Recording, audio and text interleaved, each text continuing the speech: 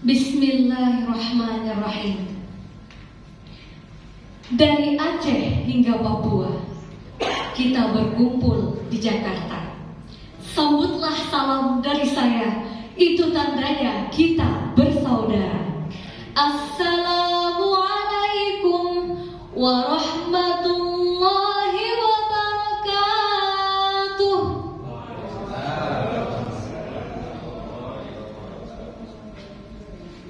Alhamdulillahilladzi hadana lihada wa ma kunna linahtadiya laula an hadanallah. Ashhadu an la ilaha illallah wa ashhadu anna Muhammadar Rasulullah la nabiyya ba'da amma ba'du.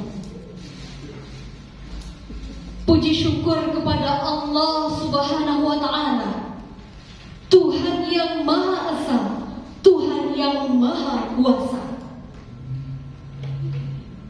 yang telah memuliakan kita dengan iman,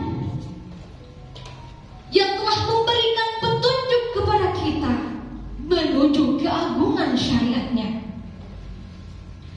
Allah yang Maha Pengasih tanpa pilih kasih, Allah yang Maha Penyayang, yang kasih sayangnya tiada terbilang. Semoga Allah selalu memberikan kemuliaan kepada kita semua. Amin ya rabbal alamin. Salawat dan salam kita kirimkan kepada junjungan kita Nabi Muhammad sallallahu alaihi wasallam, Rasulullah, pembawa risalah terbaik, penyempurna agama, Nabi terakhir yang selalu merindukan umatnya. Rasulullah membawa kita dari zaman yang kita tidak tahu apa-apa sampai sekarang kita memiliki pedoman hidup. Beliau juga yang membawa kita dari zaman obor sampai ke zaman kompor. Beliau membawa kita dari zaman onta sampai ke zaman Toyota, seperti yang kita rasakan saat ini. Semoga selalu tercurah syafaatnya kepada kita semua. Amin ya rabbal alamin. Dewan juri yang saya hormati, yang arif lagi berkesanan, hadirin yang berbahagia, semoga kita semua selalu dalam kemuliaan Allah Subhanahu wa Ta'ala. Dalam kesempatan kali ini, saya akan menyampaikan sebuah materi yang berjudul Islam dan Kebinekaan, wujudkan harmoni di tengah perbedaan. Salah satu hal anugerah yang diberikan oleh Allah kepada sebuah negara adalah perbedaan. Perbedaan itu adalah kekayaan yang harus kita jaga. Ibnu Katsir menjelaskan tafsirnya Al-Quran Surah Hud ayat 118, bahwasanya Allah menciptakan kita berbeda-beda, baik itu petunjuk, rezeki, agama, pendapat, dan lainnya. Dan salah satu konsekuensi perbedaan ini adalah perbedaan pandangan politik. Hadirin yang berbahagia, banyak kita temukan karena berbeda pendapat malah saling menghujat. Yang harusnya saling merangkul malah saling memukul. Bahkan pertengkaran di antara saudara yang dulunya sangat dekat kini malah terasa asing seperti orang lain. Bahkan banyak kasus-kasus kita temukan suami istri hanya karena perbedaan pendapat, pandangan, dan pilihan mereka bercerai. Nauzubillahi min dzalik. Disinilah pentingnya membangun ukhuwah watoniyah atau persatuan, persaudaraan sesama bangsa. Lalu timbul kita. Bagaimana cara kita untuk membangun ukhuwah wathoniyah ini? Ada beberapa hal yang harus kita lakukan, Bapak dan Ibu. Yang pertama, harus ada sikap tasamuh atau toleransi. Toleransi ini merupakan sikap terpuji di mana kita sangat menghargai perbedaan dan hak-hak orang lain. Dan untuk mendapatkan karakter ini, tentu kita harus saling mengenal. Sebagaimana firman Allah dalam surah Al-Hujurat ayat 13 yang berbunyi, A'udzu billahi minasy syaithanir rajim.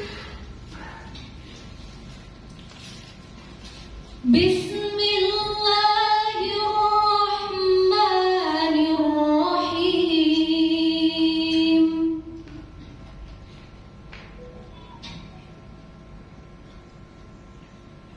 Ya ayyuhan nasu inna khalaqnakum min dzakarin wa unsa wa ja'alnakum syu'uban wa qabaila lita'arafu. Shadaqallahul azim. Dalam tafsir Jalalain dijelaskan bahwa Allah menciptakan kita bersuku-suku, berbangsa-bangsa supaya kita saling mengenal.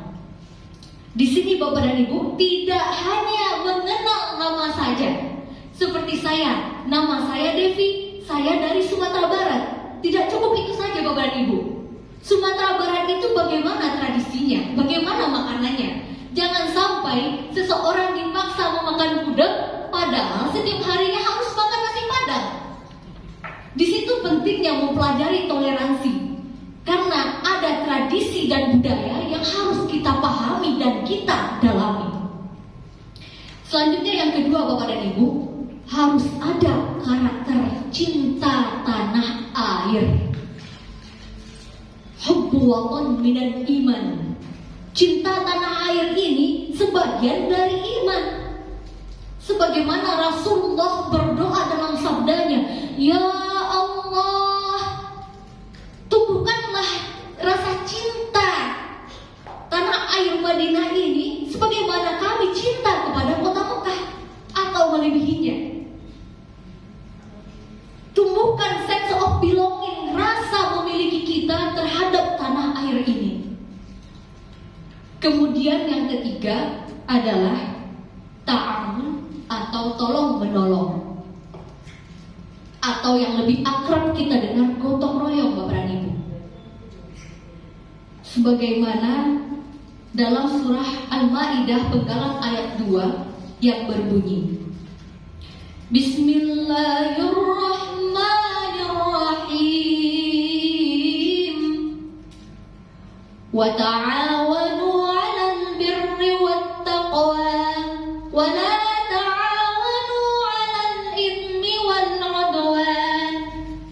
Tolong menolonglah kamu dalam kebaikan dan takwa, dan janganlah kamu tolong menolong dalam keburukan dan permusuhan.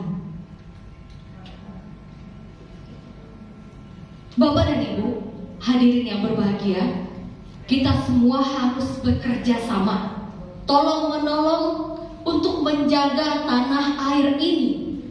Bagaimana caranya? Harus ada edukasi dan sosialisasi akan bahaya akun-akun fake, akun-akun palsu, berita-berita hoax, bahkan buzzer-buzzer yang menimbulkan perpecah belahan. Hukum harus ditegakkan seadil-adilnya. Jangan tajam ke bawah, tumpul ke atas. Kemudian yang keempat, Bapak dan Ibu, kita harus berpegang teguh pada konsensus kebangsaan ini, bahwa Undang-Undang 45, Pancasila, NKRI dan Bhinneka Tunggal Ika adalah selaras dalam pandangan Islam dan kita semua harus mengikuti aturannya. Demikian yang dapat saya sampaikan. Kepada manusia saya memohon maaf dan kepada Allah saya memohon ampunan. 718 bahasa daerah kita bersatu karena bahasa Indonesia. Walaupun kita tidak sedarah, semoga persatuan tetap terjaga. Wabillahi taufiq wal hidayah wa ridha wal inayah. Wassalamualaikum warahmatullahi wabarakatuh.